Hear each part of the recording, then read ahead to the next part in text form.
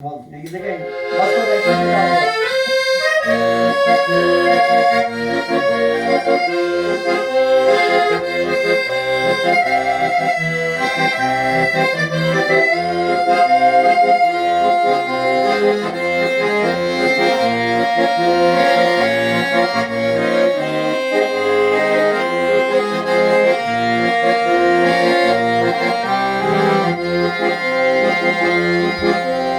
Neden cansızdır, neden canlıdır, neyi sevip de ağıtardı. Yıldız yüzün özlemin ister, çılacında gülgün sarıldı.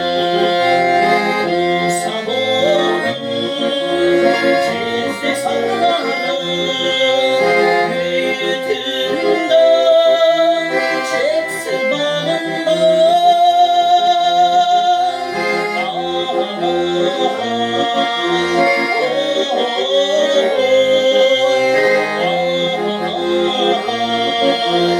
Çeksiz bağında.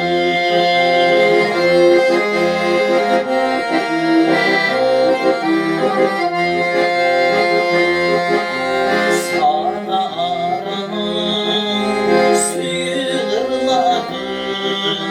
sana aytan konuk sırları, sen gönlümde rütbe sırcasın.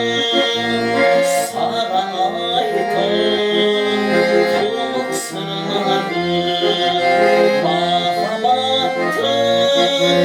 bizi sağladı, mahalattın aşk akılları.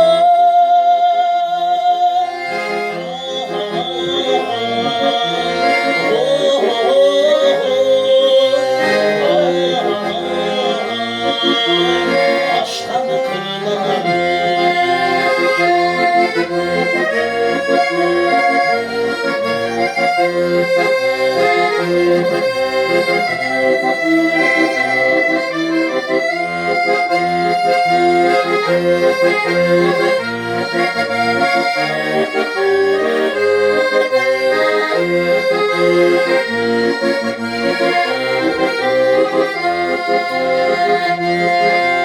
Tabi halka sessiz suslardı, ağlayanıştı bayramın kanı. Su boyunda özgün kalmışlar, şudur aşık münsüz susayım. Hayda gitti, hayda cürüksün, cürüksüden benim tübeyim.